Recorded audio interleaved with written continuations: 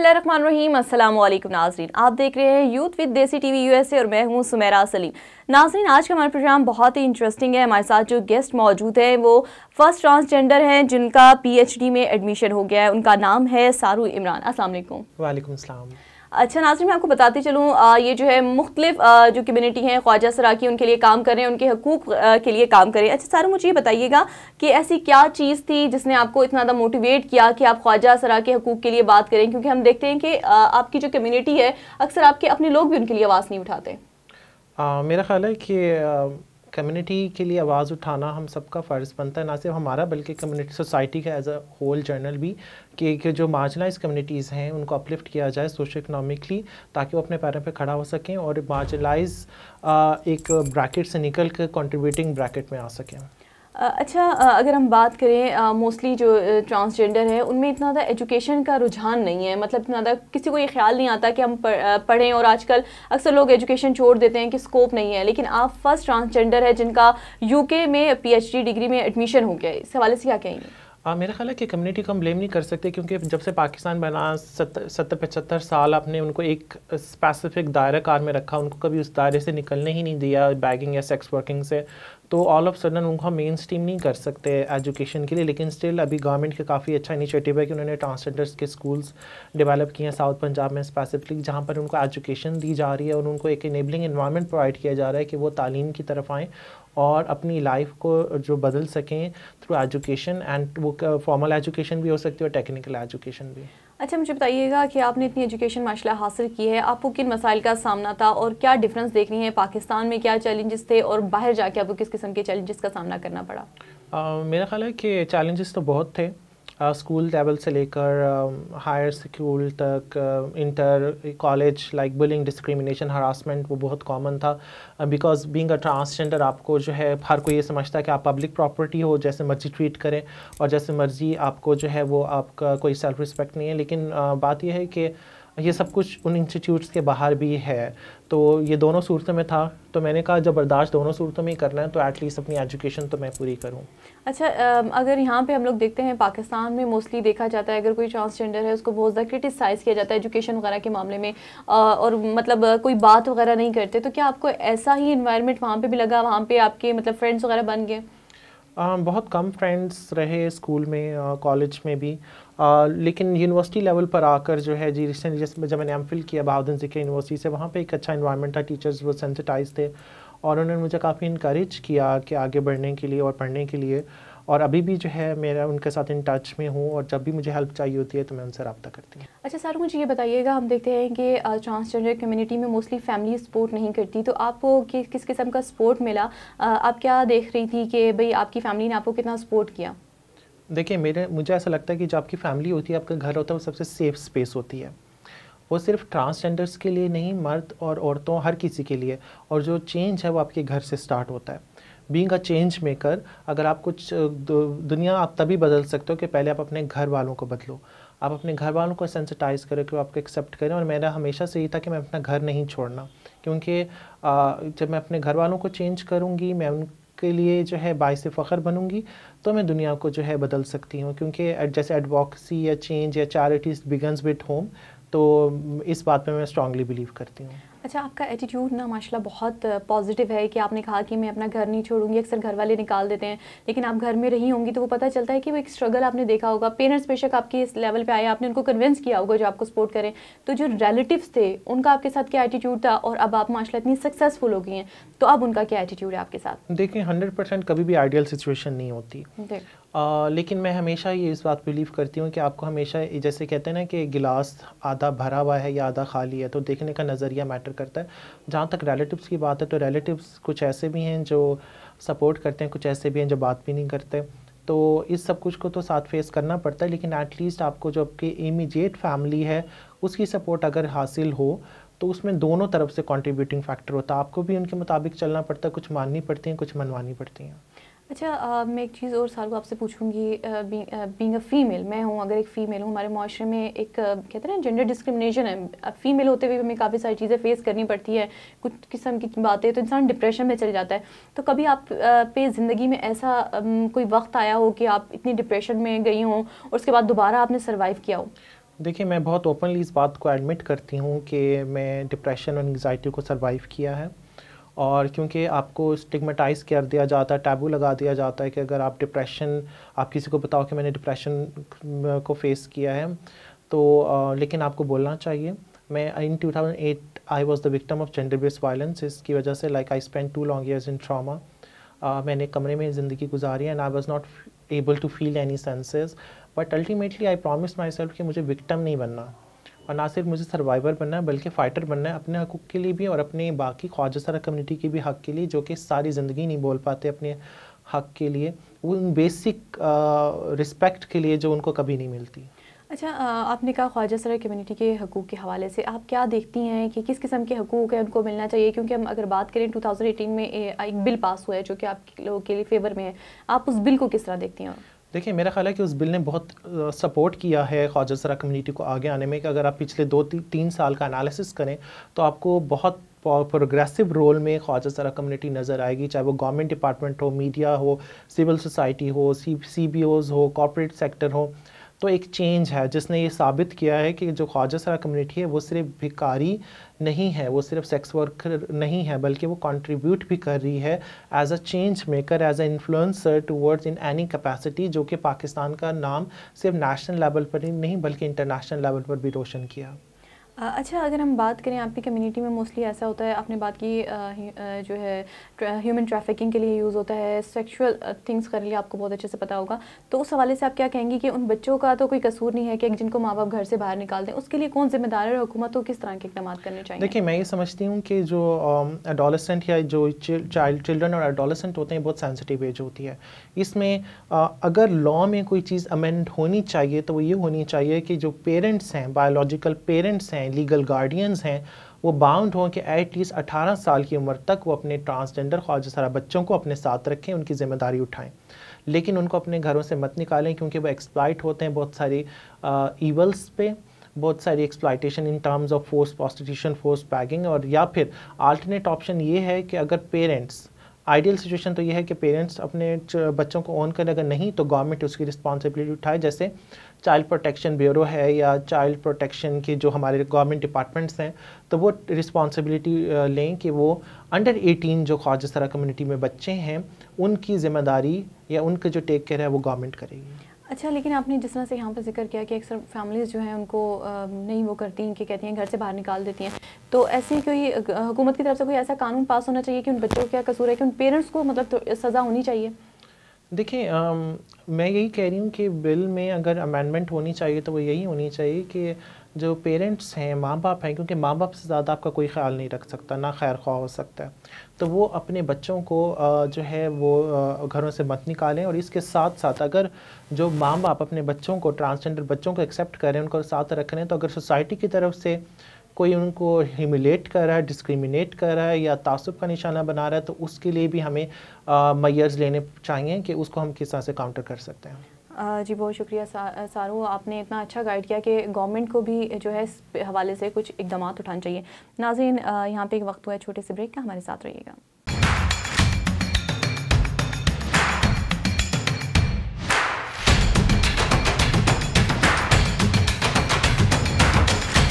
Welcome back नाज़रीन, आप देख रहे हैं यूथ विद देसी टीवी USA और हमारे साथ मौजूद है सारू। अच्छा सारू, यहाँ पे क्वेश्चन करेंगे जिस तरह से हमारे जिस तरह हो गए फीमेल जेंडर, मेल जेंडर्स में होता है उम्रे हज के लिए जाते हैं, तो क्या ट्रांसजेंडर में ये होता है आप लोग उम्रा हज वगैरह के लिए जाते हैं, उनकी तरफ से गवर्नमेंट की तरफ से अलाउड है? देखिए, मसला ना यहाँ पर जो है ये है कि जो एक्स कार्ड है, जो जेंडर मतलब लॉ के मुताबिक कि आपका जो ख्वाजा सराओं का ID कार्ड है वो एक्स का जेंडर होगा, उसमें पासपोर्ट पे भी, और उस पर आप ट्रैवल नहीं कर सकते किसी भी अरब कंट्री में इंक्लूडिंग सऊदीया। And it's not the fault of our country, मतलब उनकी इमिग्रेशन सिस्टम्स अभी तक रीडिफाइन नहीं है थर्ड जेंडर के लिए, जो कि बहुत बड़ा चैलेंज है, क्योंकि बीइंग अ मुस्लिम हमारा एक हर किसी का एक ख्वाब होता है कि वह ज़िंदगी में एक बार हज उम्रा लाजमी करे, तो this is a challenge right now. अच्छा, तो इस वजह से भी कुछ लोग होते होंगे जो अपने ID कार्ड में चेंज करवा ले होते होंगे, क्योंकि अक्सर लोग जो होते हैं उन्होंने अपनी जेंडर चेंज करवा लेते हैं। देखें, ज़ाहिर बात है बहुत सारे हमारी जो ख्वाजा सरा कम्युनिटी के लोग हैं उन्होंने अपना ID कार्ड सिर्फ इसलिए चेंज नहीं करवाया क्योंकि वो नहीं चाहते कि उनका जो है कोई दखल हो या कोई मसला हो हज उम्रे के लिए जाने के लिए। तो ये एक बड़ी वजह है जिससे बहुत सारे लोगों ने अपना आईडी कार्ड चेंज नहीं करवाया। अच्छा, एक विरासत में हक के ऊपर बात की जाती है, अक्सर हम कहते हैं कि ख़वातीन को विरासत में हक नहीं मिलते, तो ट्रांसजेंडर में ऐसा क्या है? देखिए, लॉ के मुताबिक अगर आप बहुत सिंपल सा क्लियर कट है कि अगर आप मर्द ख्वाजा सरा हो तो आपको मर्दों वाला हिस्सा मिलेगा, अगर आप औरत ख्वाजा सरा हो तो आपको औरतों वाला हिस्सा मिलेगा, and it's very clear as per the trans protection act 2018। अच्छा, ख्वाजा सरा में एक क्वेश्चन है थोड़ा, मतलब मैं अपनी जैसे उसके लिए कह रही हूँ, अक्सर हम लोग जाते हैं, हम कहते हैं ख्वाजा सरा हैं, ट्रांसजेंडर भी कहते हैं, और अक्सर इसमें कहते हैं शी मेल वगैरह इस तरह का वर्ड भी यूज़ होता है, या तो इसके हवाले से गाइड कीजिएगा, क्योंकि अक्सर मैंने सुना है अक्सर लोग बोलते भी हैं, तो इस हवाले से आप अच्छा बता सकते हैं। देखिए, ऑफिशियली जो है जो डिग्निफाइड दो लफ्ज़ हैं, इंग्लिश में आप उसको ट्रांसजेंडर कह सकते हैं और उर्दू में ख्वाजा सरा। बाकी ये जो हैं ये स्लैंग वर्ड्स हैं जो कि I think it's not appropriate, तो हमें रिस्पेक्ट करनी चाहिए कि हम क्या वर्ड यूज़ कर रहे हैं और किस नाम से बुला रहे हैं, इंक्लूडिंग प्रोनाउंस के अगर आपको नहीं भी पता कि और आप उनसे पूछ लो कि आपके प्रेफर्ड प्रोनाउंस क्या हैं, ही, हिम या शी एंड हर। जी बिल्कुल, बहुत अच्छी बात की आपने। अच्छा, अक्सर जो है जिस तरह से ये कानून पास हुआ था उसके अलावा कहा जाता है क्या इसमें ख्वाजा सरा कम्युनिटी में कुछ ऐसे लोग भी होते हैं कि जो अपनी जिन्स अपनी मर्ज़ी से चेंज करवा सकते हैं? देखिए, मुझे ऐसा लगता है कि अगर अपनी मर्ज़ी से जिन्स चेंज करा सकते होते तो हर कोई मर्द बन जाता, और क्योंकि मर्द वो जेंडर है पाकिस्तान में जो प्रिविलेज्ड है और जिसके पास एक बहुत बड़ी, जिसे कहते हैं सुपर पावर्स हैं कि वो इन्फ्लुएंस कर सकते हैं एक वन यूनिट फैमिली से लेकर सोसाइटी से लेकर एक पूरा मेल डोमिनेंट सोसाइटी में। तो आई डोंट थिंक कि कोई अपना जान के ख्वाजा सरा बनेगा, क्योंकि देखें ना कि अगर कोई झूठ बोलेगा तो वो नीचे से ऊपर जाने के लिए बोलेगा, ऊपर से नीचे आने के लिए तो नहीं बोलेगा। तो हो सकता है कि मर्दों में कोई ख्वाजा सरा हो लेकिन ख्वाजा सरा में मर्द नहीं होते। अच्छा, मतलब एक ना मुझे एक खातून आई, जान पहचान की थी, और जब मुझे उनसे ये बात पता चली, जिस तरह से मैंने आपसे क्वेश्चन किया कि जेंडर चेंज के हवाले से, उनके जो हस्बैंड थे वो शादीशुदा हैं, उनके बीवी बच्चे हैं, लेकिन वो अक्सर जाते हैं शाम को वो ट्रांसजेंडर बन जाते हैं, लोगों को ऐसा शो करवाते हैं कि ट्रांसजेंडर होते हैं। इसमें किस हद तक सच्चाई है? देखें, इस बात पे मैं तो ये कहूँगी कि अगर ऐसा है तो ये एक गलत चीज़ है, क्योंकि जो जेंडर होता है वो आपका चॉइस नहीं होता। और वैसे मैंने तो अभी तक इस तरह से नहीं देखा, लेकिन अगर आप इस तरह का केस बता रही हैं तो ये एक गलत चीज़ है कि आप किसी भी जेंडर को यूज़ करो अपने फाइनेंशियल बेनिफिट्स के लिए, और जो कि अपने हमारे साथ भी ज़्यादती है और उस औरत के साथ भी ज़्यादती है जिसके साथ आपने निकाह किया हुआ। अच्छा, हमारे तो जिस तरह कहते हैं ख्वाजा सरा के हकूक़ के लिए निकलते हैं, लेकिन क्या आपको लगता है कि आप लोग की अपनी कमेटी के लोग साथ दे रहे हैं? और अक्सर लोग हम देखते हैं जिस तरह से ये बिल पास हुआ ख्वाजा सरा के हक़ के लिए कि ज़ाहिर सी बात है आप लोगों को भी हकूक़ मिलना चाहिए, ऐसे बहुत सारे लोग थे जिस तरह से मर्द हजरात सामने आ गए कि भाई ये बिल में ऐसी चीज़ें हैं, नहीं होनी चाहिए, आप इसके हवाले से क्या कहेंगे? देखिए, हमारा मसला ये है कि हम लोग सुनी सुनाई बातों पे ज़्यादा जाते हैं और अपनी तहकीक नहीं करते। मैं हमेशा ये कहती हूँ कि जो बिल की कॉपी है वो पड़ी हुई है गूगल पर, आप जस्ट टाइप करें, थोड़ी सी एफर्ट करें, देखें ट्रांस प्रोटेक्शन एक्ट 2018, उसकी कॉपी आपको मिल जाएगा, आप उसे खुद स्टडी करें। और मेरा ख्याल है उसमें कोई ऐसी चीज़ है जो दिखाई जा रही है या बताई जा रही है सोशल मीडिया पे, उसमें सिर्फ बेसिक ह्यूमन राइट्स हैं, जैसे right to education, right to health है, राइट टू डिग्निटी है, आपको कोई हरास नहीं कर सकता, आपको ज़बरदस्ती भीख नहीं मंगवा सकता, जिससे बहुत सारे कुछ लोगों को भी प्रॉब्लम है जिनका कारोबार भीख मंगवाने पर चलता था। और उसमें मतलब लाइक आप वोट दे सकते हो, आपको जो है इलेक्शन कॉन्टेस्ट करने का आपको हक़ है। तो इसमें कोई ऐसी चीज़ नहीं है जो कि कंट्रोवर्शियल हो, और ये वो सब बेसिक ह्यूमन राइट्स हैं जो कि हर सिटीज़न को हासिल हैं as per the constitution of Pakistan. अच्छा, हम देखते हैं कि अक्सर ख्वाजा सरा का कत्ल हो जाता है, पेशावर में बहुत सारे ऐसे वाक़यात आए, इस हवाले से आप क्या कहेंगी? मतलब आवाज़ उठाई जाती है, ऐसे क्या वजह है कि उनका जो कातिल है मुंतकी अंजाम तक नहीं पहुँच सकते? देखिए, यहाँ पर एक बड़ा मसला यहाँ पर ये है कि हमें जो है एक इनेबलिंग इन्वायरमेंट उस तरह से नहीं मिलता जहाँ पर हम अपनी पैरों पे ख़ुद खड़े हो सकें। फ़ाइनेंशियल डिपेंडेंसी बहुत ज़्यादा है उन अब्यूज़र्स पे, जो कि इस हद तक चले जाते हैं कि वो मर्डर जैसी चीज़ को भी कर दें। और उस पर सेकेंड फ्लॉ ये है कि जो घर वाले, जो बायोलॉजिकल फैमिली है, वो सारी ज़िंदगी डिसोन कर देते हैं। और अगर खुदा न खास्ता किसी ख्वाजा सरा का कत्ल हो जाता है तो ऐसे केसेस बहुत सारे सामने आए हैं कि वो लेन देन कर कर उस मुजरिम को माफ़ कर देते हैं, और उसमें हम कुछ नहीं कर सकते क्योंकि लीगली वही डिसीजन मेकर हैं कि वो उन्होंने केस को किस तरह प्रोसीड करना है। अच्छा, हम बात करते हैं कि जैसे हमने कहा ट्रांसजेंडर के हवाले से हम बात कर रहे थे, उनके राइट के ऊपर आते हैं, तो ख़वातीन, बड़ा पाकिस्तान में ये कहा जाता है कि ख़वातीन को हकूक़ नहीं मिलते, तो औरत मार्च काफ़ी ज़्यादा होता है, आप इस औरत मार्च को किस तरह देखती हैं? देखिए, मेरा ख़्याल है कि फ़ेमिनिज़्म का मतलब ये नहीं है कि उसमें मर्द हमेशा बुरा है। फ़ेमिनिज़्म का मतलब ये है कि हर जिन्स को इक्वल हकूक़ होने चाहिए। और मेरा ख़्याल है कि इसमें जो है ऐसा होना चाहिए कि सबको बराबरी के हकूक़ मिलने चाहिए और किसी को भी सिन्फ की या जिन्स की बुनियाद पर डिस्क्रिमिनेशन नहीं होनी चाहिए, और एक प्रोटेक्टेड इन्वायरमेंट होना चाहिए जहाँ पर स्पेशली जो हरासमेंट है, जो बुलिंग है या इस तरह की चीज़ें हैं जो कि बहुत कॉमन है, स्पेशली जैसे हम ऑनर किलिंग की बात करते हैं तो हमेशा वो सिर्फ औरत ही मारी जाती है ऑनर किलिंग पे, मर्द नहीं मरता ऑनर किलिंग पे। हालांकि कसूरवार तो दोनों होते हैं इन मेजर केसेस कि उसे वुमेन ही जो है वो विक्टिमाइज होती हैं। तो एक बहुत मतलब लाइक दिस इज़ समथिंग जो नहीं होना चाहिए। अच्छा, एक बड़ी हमने बातें सुनी थी कि जो मोस्टली ख्वाजा सर होते हैं उनका जनाजा वगैरह रात को लिया जाता है। एक कहते हैं ना मौत बरहक है, हर इंसान ने मरना है। तो क्या आपको लगता है कि अब उस पर इम्प्लीमेंटेशन हो रही है या इस बात में किस हद तक सच्चाई है? देखें, ये जो हमारे जो रिलीजियस हमारे जो कस्टम्स हैं कि जिसमें जनाजा और ये सब चीज़ें, ये चीज़ें मैंने भी बहुत दफ़ा सुनी, लेकिन मतलब उसमें ये होता है कि जो तासुब होता है वो एक बहुत बड़ा फैक्टर है कि जो मरने के बाद भी पीछा नहीं छोड़ता सोसाइटी की तरफ से, और तब भी लोग जो हैं वो उसको डिस्क्रिमिनेट करते हैं, मतलब कि जज करते हैं, खुद से राय कायम करते हैं कि इसने जन्नत में जाना है, किसने दोज़ख में जाना है। और मेरा ख़्याल है कि लेकिन अब चीज़ें चेंज हो रही हैं, मेन स्ट्रीम हो रही है सोसाइटी इन एवरी पर्सपेक्टिव, और जो कि एक अच्छी चीज़ है, और आहिस्ता आहिस्ता मेरा ख़्याल है कि चीज़ें बेहतर होंगी। अच्छा, आपने शुरू में जिस नाम बताया था कि ट्रांसजेंडर के हवाले से हम देखते हैं ना बहुत सारे कुछ नाच गाने की तरफ आ जाते हैं, कुछ से भीख मंगवाई जाती है। तो ये इस तरह से किस तरह से ख्वाजा सरा कम्युनिटी आपस में एक दूसरे की हेल्प कर सकती है? देखिए, मतलब जो भी मिनॉरिटी ग्रुप होता है ना कि वो एक दूसरे से इमोशनली कनेक्टेड होता है। मतलब मैं अगर किसी भी ख्वाजा सरा से अभी रास्ते चलते हुए मिलूँ और हम मतलब ऐसे मिलेंगे जैसे हम बहुत अरसे से एक दूसरे को जानते हैं, क्योंकि हम एक दूसरे से इमोशनली कनेक्टेड होते हैं। तो किसी एक की भी सक्सेस वो सबकी सक्सेस होती है, और हमें मतलब कि as a peer support system हम कर भी रहे हैं और मज़ीद करना चाहिए कि हम एक दूसरे को सपोर्ट करें, और स्पेशली जो बुरी चीज़ें या जो गैप्स हमारी अपनी कम्युनिटी के अंदर हैं उनको एड्रेस करना चाहिए कि हम उसको जो है सोसाइटी को तो हम करेंगे, क्योंकि change is a two way process.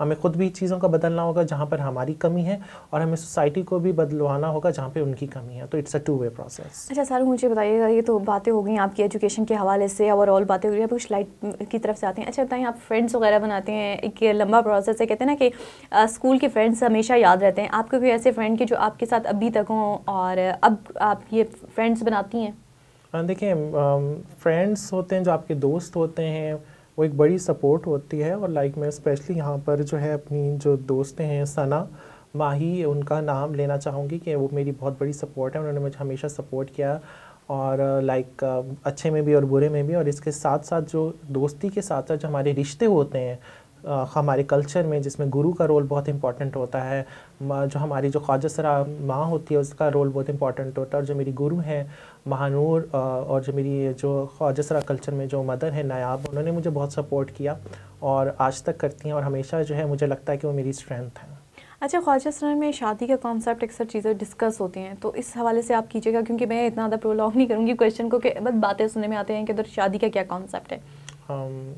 Khwaja सरा कल्चर में या ख्वाजा सरा कम्युनिटी में शादी का कोई कंसेप्ट नहीं है। इवन लॉ में भी आप जो है अपना जो जेंडर है वो एक्स में कन्वर्ट करा सकते हो, एक्स आईडी कार्ड के साथ आप इनएलिजिबल हो जाते हो शादी के लिए। अच्छा, बहुत अच्छी बात आपने बताई कि ऐसे बहुत सारे क्वेश्चन थे कि जो लोगों में होते हैं, क्यूरियोसिटी होती है, लेकिन उनको पता नहीं होता। अच्छा, यहाँ पे मुझे बताइएगा, वैसे प्रोग्राम का वक्त ख़त्म होते जा रहा है, लेकिन हम जाएंगे प्रोग्राम की तरफ। लेकिन आपका एक बहुत लंबा स्ट्रगल है, आप कई दफ़ा गिरी होंगी, पे खड़े होकर इतना सक्सेसफुल हुई हैं, तो आप क्या लोगों को पैगाम देना चाहेंगी?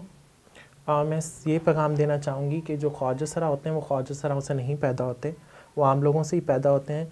अपने लफ्ज़ों को, अपने एक्शंस को किसी के लिए दिल आज़ारी मत करें, क्योंकि जो कारमा होता है वो जो है इसी ज़िंदगी में आ जाता है, और आप किसी का दिल दुखाओगे तो वो तब तक अल्लाह माफ़ नहीं करेगा जब तक वो इंसान माफ़ ना करे। तो अपने एक्शंस को, अपने लफ्ज़ों को सोच के बोला करें, क्योंकि कोई भी कभी भी किसी भी सिचुएशन में हो सकता है। बहुत शुक्रिया सारू आपका देसी टीवी यूएसए को टाइम देने के लिए। जी नाज़रीन, आज हमारे प्रोग्राम का वक्त ख़त्म हो रहा है, लेकिन इस प्रोग्राम के साथ आपने एक बात बहुत अच्छी सीखी होगी कि तालीम इंसान को हमेशा कामयाब करती है। आपको जैसे भी हर्डल आ रहे हैं, अपनी अपनी एजुकेशन को स्टॉप नहीं करना है। और सेकंड थिंग कि अपनी नीयत साफ़ रखें। अगर आपकी नीयत साफ़ है तो आप कामयाब होंगे, और अपने साथ जितनी भी कम्युनिटी है, डजंट मैटर मेल है, फीमेल है, ट्रांसजेंडर है, हम सब इंसान हैं। इंसानियत को फ़रोग़ दें, एक दूसरे का ख्याल रखें, और मुझे दीजिए इजाज़त। अल्लाह ने के बाद।